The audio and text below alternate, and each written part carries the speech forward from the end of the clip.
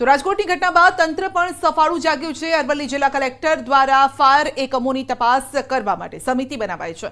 મોડાસા પાલિકાના ચીફ ઓફિસરની સમિતિના અધ્યક્ષ તરીકે નિયુક્તિ કરી તપાસ ટીમ દ્વારા મોડાસા શહેરમાં મોલ, મલ્ટીપ્લેક્સ, ટ્યુશન ક્લાસ સહિત હોસ્પિટલમાં પણ તપાસ હાથ ધરાઈ છે। શહેરમાં 35 એકમોની ટીમ દ્વારા ચેકિંગ કરી ફાયર સેફટી વગર ચાલતા ટ્યુશન ક્લાસને નોટિસ આપી આગળની કાર્યવાહી પણ હાથ ધરવામાં આવી છે।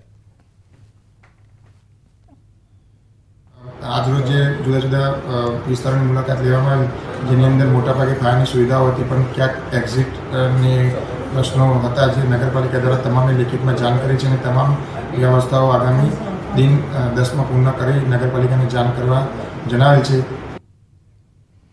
તો અમદાવાદનું જિલ્લા શિક્ષણ તંત્ર એક્શનમાં આવ્યું છે। રાજકોટની આગ દુર્ઘટના બાદ સ્કૂલોનું ચેકિંગ હાથ ધરાયું છે અને પતરાના શેડમાં કે ભયજનક સ્થિતિમાં ચાલતી શાળાઓની તપાસ કરાતા સૈજપુર વિસ્તારમાં અંકુર સ્કૂલને નોટિસ આપવામાં આવી છે। સાથે જ શાળાઓની તપાસમાં અન્ય 2 શાળાઓનું ફાયર એનઓસી રિન્યુ કરાવવાનું બાકી હોવાનો ઘટસ્ફોટ થયો છે, જેથી ડીઓના આદેશ મુજબ વિદ્યાર્થીઓની સલામતી બાબતે બેદરકારી જોવા મળતા શાળાઓ સામે કાર્યવાહી હાથ ધરાઈ છે। जी हमारी ध्यान में जो काले एक स्कूल आई जेने अमे तात्कालिक नोटिस आपी अने एमने संचालकनो तात्कालिक खुलासो मांग्यो छे। आज पण अमे इंस्पेक्टर त्यां मोकल्या छे। ए शेड जे छे एमां उपर एना 3 वर्गो चाले छे। अत्यारे वेकेशन छे एटले जे छे ए रूमनी आज चकासणी करशे अने जोखमकारक हशे ते बाबते जो तात्कालिक असरथी अमारे निर्णय लेवानो थशे तो अमे निर्णय लई लईशुं। बुलेटिનમાં અત્યારે બસ આટલું જ। રજા આપશો। નમસ્કાર।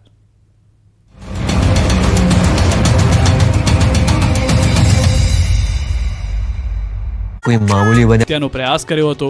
બસ આ જ વાતનો ખાર રાખી પોલીસે 42 લોકો વિરુદ્ધ નામજોગ અને 700 લોકોના ટોળા વિરુદ્ધ ફરિયાદ દાખલ કરી, જેની જાણ થતાં જ ગામના પુરુષો એક બાદ એક ગાયબ થવા લાગ્યા। થોડા સમયમાં જ આખું ગામ પુરુષ વગરનું થઈ ગયું। હવે મહિલાઓ ઘરે અકેલી છે। ગામમાં ન્યૂઝ 18 ગુજરાતીની ટીમ પહોંચી તો અમને માત્ર અહીં મહિલાઓ અને બાળકો જ જોવા મળ્યા। મહિલાઓએ કહ્યું કે ગામમાં એક પણ પુરુષ ન હોવાથી બધા જ કામ અટકી ગયા છે। ઘર જાણે સૂના થઈ ગયા છે। મહિલાઓને પણ જાણ નથી કે તેમના ઘરના પુરુષો અત્યારે ક્યાં છે। એટલું જ નહીં, મહિલાઓનો દાવો છે કે પોલીસ ગામમાંથી કોઈને જવા દેતી નથી કે ગામમાં કોઈને આવવા દેતી નથી। એવામાં રાશન ખૂટી રહ્યું છે, રોકડ રકમ પૂરી થઈ રહી છે, જેને લઈને સવાલો ઉઠ્યા છે કે શું રાંધવું અને બાળકોને શું ખવડાવવું। ઘરની મહિલાઓ માંગણી કરી રહી છે કે સરકાર આ અંગે કોઈ રસ્તો કાઢે।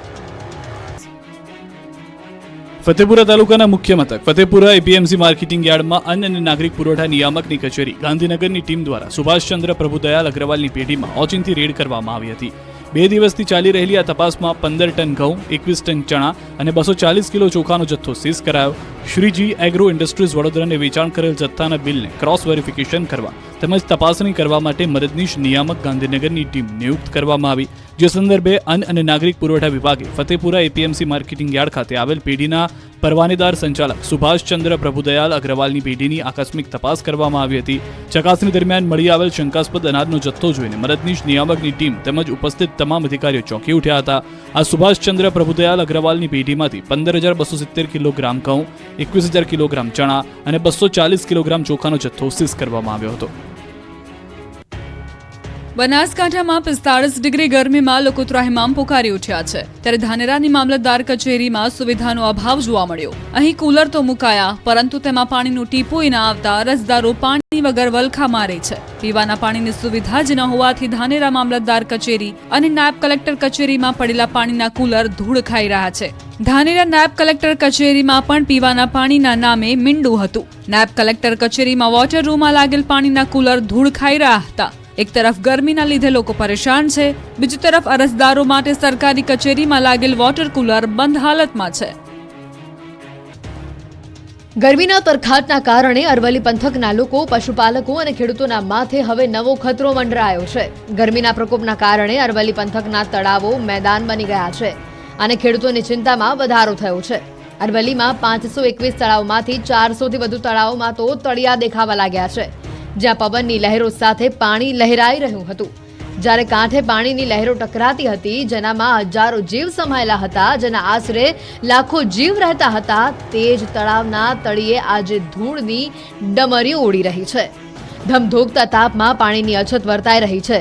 અંગ દઝાડતી ગરમીના કારણે મેશ્વો, વાત્રક, માજુમ નદીઓ પર આવેલા ચેકડેમોમાં જ્યાં થોડા ઘણા પાણી હતા તે પણ આકરા તાપમાનના કારણે ઉડી ગયા છે. તળાવના તળિયા દેખાતા પશુઓ પાણી વગર વલખા મારે છે. પાણી આપોની પોકાર કરી રહ્યા છે. એટલું જ નહીં, પશુઓના જીવન સહારો છીનવાઈ રહ્યા છે. ઘાસચારો સુકાઈ ગયો છે. મેઘરજ ભિલોડામાં તો સિંચાઈના પાણી વગર હજારો હેક્ટર જમીન ખુલ્લા મેદાન જેવી બની ગઈ છે. જો હવે ચોમાસું ખેંચાશે તો અહીંયા દુષ્કાળ જેવી સ્થિતિનું નિર્માણ થશે. કેરળમાં કાલે ચોમાસાના થઈ શકે છે શ્રી ગણેશ. 24 કલાકમાં કેરળ પહોંચી શકે છે ચોમાસું. કેરળ અને પૂર્વોત્તર એક સાથે પહોંચી શકે છે ચોમાસું. કેરળથી હજુ 100 કિલોમીટર જેટલું દૂર ચોમાસું. કેરળમાં કોચી અને એર્નાકુલમમાં જામ્યો વરસાદી માહોલ. શહેરમાં વરસાદ શરૂ થતાં વિઝિબિલિટી ઘટી. અનરાધાર વરસાદથી વાહન ચાલકોને પડી હાલાકી. રસ્તા પર પાણી વહેતા થયા. નમસ્કાર, આપ જોઈ રહ્યા છો ગુજરાતની number 1 news channel news 18 Gujarati. આપણું ગુજરાત સાથે હું છું સિદ્ધાર્થ ધોળકિયા. મહત્વના સમાચારથી કરીએ શરૂઆત. ગુજરાતીઓ હવે આંધી વંટોળ સાથે વરસાદ માટે તૈયાર રહેજો.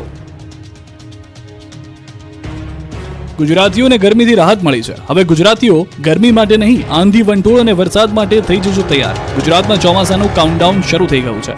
પ્રી મોન્સૂન એક્ટિવિટી શરૂ થઈ ગઈ છે. એટલે ગુજરાતમાં 2-3 દિવસથી ગરમીથી રાહત મળી રહી છે અને પવનની દિશા પણ બદલાઈ ગઈ છે. હવે ગુજરાતમાં 3 દિવસ સુધી આંધી વંટોળ જોવા મળશે. 3 દિવસ સુધી 4 જિલ્લામાં ભારે પવન ફૂંકાશે. ગુજરાતના 4 જિલ્લામાં આંધી વંટોળની આગાહી હવામાન વિભાગે કરી છે. હવામાન વિભાગના કહેવા પ્રમાણે કચ્છ, બનાસકાંઠા, પાટણ, સુરેન્દ્રનગરમાં આંધી વંટોળને કારણે વિઝિબિલિટી ઘટી શકે છે. સમગ્ર ગુજરાતમાં 3 દિવસ સુધી તેજ પવન ફૂંકાઈ શકે. પવનની ગતિ પ્રતિ કલાક 25 થી 30 કિલોમીટરની હોઈ શકે, જે દરિયામાં તેજ પવન પણ ફૂંકાઈ શકે. 4 દિવસ સુધી માછીમારોને દરિયો ન ખેડવા તાકીદ. દરિયામાં પવનની ગતિ 65 કિલોમીટરની ઝડપ સુધી થઈ શકે. આ કારણે ગુજરાતમાં ગરમી ઘટી શકે છે. બુધવારે અમદાવાદમાં 44.1 ડિગ્રી તાપમાન નોંધાયું. 24 કલાકમાં 43 ડિગ્રી તાપમાન રહી શકે. ગાંધીનગરમાં 43.3 ડિગ્રી તાપમાન નોંધાયું. 24 કલાકમાં 43 ડિગ્રી તાપમાન રહી શકે. નવસારી વહીવટીતંત્રનો મહત્વનો નિર્ણય. આવતીકાલથી દરિયા કિનારે જવા પર પ્રતિબંધ. 2 જૂન સુધી ભારે પવન ફૂંકાવાની શક્યતાને લઈને નિર્ણય. હવામાન વિભાગે આપેલી આગાહીને પગલે તંત્ર એલર્ટ. જિલ્લાના દરિયા કિનારાઓ પર અવરજવરનો પ્રતિબંધ ફરમાવાયો છે. નવસારીના દાંડી અને જલાલપુરના ઉભરાટ બીચ પણ બંધ કરાયો છે. સહેલાણીઓ માટે તાત્કાલિક બીચ બંધ કરવાનો હુકમ કરાયો છે. દરિયા કિનારા વિસ્તારમાં પોલીસનો બંદોબસ્ત ગોઠવી દેવામાં આવ્યો છે. દ્વારકાના દરિયામાં જોવા મળ્યો કરંટ. તેજ પવન સાથે ઉછળ્યા ઊંચા મોજા. દરિયામાં ફૂંકાયા ઠંડા તેજ પવન. પ્રવાસીઓએ દરિયા કિનારે માણી મજા, પરંતુ અનેક જગ્યાએ દરિયામાં કરંટ જોવા મળી રહ્યો છે, જેના કારણે જે નિર્ણય લેવામાં આવી રહ્યા છે તે પ્રમાણે સૌથી વધારે મહત્વની વાત, નવસારીની અંદર પણ 2 જૂન સુધી તમામ પ્રવાસીઓ માટે દરિયા કિનારા બંધ કરી દેવામાં આવ્યા છે. સાબરકાંઠાથી સમાચાર. હિંમતનગરની જીઈબીની કામની બેદરકારી આવી છે સામે. હિંમતનગરમાં ચાલુ લાઈન વીજ વાયર તૂટ્યો છે. જૂના બજારમાં ચાલુ લાઈન વીજ વાયર તૂટ્યો. બજારમાં બપોરના સમયે ચાલુ વીજ તણખલા પડતા વીજ વાયર તૂટ્યો હતો. થાંભલા પરથી 45 મિનિટ સુધી ચાલુ વીજ વાયર તૂટેલો પડ્યો હતો. સ્થાનિક વેપારીઓ જીઈબીમાં જાણ કરતા કર્મચારીઓ રિપેરિંગની કામગીરી કરવામાં આવી ગયા. રાજકોટ આગકાંડમાં હવે મોટા મગરમચ્છોનો વારો. ટ્રાન્સફર કરાયેલા 3 આઈપીએસ અને 1 આઈએએસની પૂછપરછ કરવામાં આવશે. ગેમ ઝોનમાં લાગેલી આગ દુર્ઘટનામાં એક બાદ એક આરોપીની ધરપકડ થઈ રહી છે. ત્યારે હવે મોટા મગરમચ્છનો વારો છે. હવે આ ઘટનામાં આઈપીએસ આઈએએસની પૂછપરછ કરવામાં આવશે. આ નિર્ણય ગાંધીનગર ખાતે એસઆઈટીના સભ્યો સાથે ગૃહ રાજ્યમંત્રીની સમીક્ષા બેઠકમાં થયો છે. બધા આઈએએસ અને આઈપીએસ અધિકારીને બોલાવીને પૂછપરછ માટેની સૂચના ગૃહમંત્રીએ આપી છે. કોઈ પણ હોય તે તમામની પૂછપરછ કરવામાં આવશે. 1-2 દિવસમાં જ તમામ અધિકારીઓને બોલાવવામાં આવશે અને ઇન્ટ્રોગેશન કરવામાં આવશે. બેઠક બાદ મીડિયા સાથે વાત કરતા એસઆઈટીના વડા સુભાષ ત્રિવેદીએ જણાવ્યું કે આ ઘટનામાં લોકોના જીવ ગયા છે. તેમને ન્યાય આપવા માટે જે એસઆઈટીની રચના કરી છે તેની તપાસનું રિવ્યૂ કરવામાં આવી રહ્યું છે. આમ જે કોઈ જવાબદાર હોય તેને શોધી તેના વિરુદ્ધ કડક કાર્યવાહી કરવા માટે ગૃહમંત્રીએ સૂચના આપી છે. તેમણે ચિંતા વ્યક્ત કરી છે કે ભવિષ્યમાં કોઈ પણ પ્રકારનો આવો બનાવ ન બને તેવી સિસ્ટમ બનવી જોઈએ. આમાં જે કોઈ અધિકારી કે પદાધિકારી હશે તેમની પૂછપરછ કરવામાં આવશે. પૂછપરછ બાદ યોગ્ય રીતે આંકલન કરીને સરકારને રિપોર્ટ આપવામાં આવશે. તો કાટમાળ હટાવવાના આક્ષેપો પર એસઆઈટી વડાએ ખુલાસો કર્યો અને કહ્યું કે પુરાવાનો નાશ કરવાનો કોઈ આશય ન હતો. કાટમાળ હટાવી અવશેષો લેવાનો પ્રયત્ન કરાયો હતો. મૃતકોના અવશેષો શોધી ડીએનએ લેવાનો હતો પ્રયાસ. તો ગેમ ઝોનમાં પેટ્રોલ ડીઝલના જથ્થાને પણ લઈને થઈ રહી છે તપાસ. રાજકોટમાં આગકાંડ મુદ્દે તપાસનો ધમધમાટ. પૂર્વ ટાઉન પ્લાનિંગ ઓફિસરની અટકાયત. રાજકોટમાં આગકાંડ મુદ્દે પોલીસ એક્શનમાં આવી ગઈ છે. હવે પૂર્વ ટાઉન પ્લાનિંગ ઓફિસરની અટકાયત કરાઈ છે. એમડી સાગઠિયાની અટકાયત ક્રાઇમ બ્રાન્ચ ખાતે કરવામાં આવી છે અને પૂછપરછ થઈ રહી છે. અત્યાર સુધીમાં 5 આરોપીઓની ધરપકડ કરી લેવામાં આવી છે. તો આરોપી કિરીટસિંહ જાડેજાને પણ ક્રાઇમ બ્રાન્ચે દબોચ્યો છે. કિરીટસિંહનો ભાઈ અને આરોપી અશોક હજુ પકડથી દૂર છે. આ બાજુ ગોંડલમાં આરોપી રાહુલ રાઠોડના ઘરે પોલીસે તપાસ કરી. પોલીસની ટીમ રાહુલ રાઠોડના ઘરે પહોંચી. આરોપી રાહુલને સાથે રાખી ઘરે તપાસ કરવામાં આવી રહી છે. આ બાજુ રાજકોટ ટાઉન પ્લાનિંગ બાદ ફાયર વિભાગમાં અધિકારીની પૂછપરછ થઈ. ફાયર ઓફિસર બીજે ઠેબાની પૂછપરછ કરવામાં આવી. આ કાંડને લઈને રાજકોટ કોંગ્રેસનું વિરોધ પ્રદર્શન. ગાયત્રી બા ધ્રુસકે ને ધ્રુસકે રડ્યા.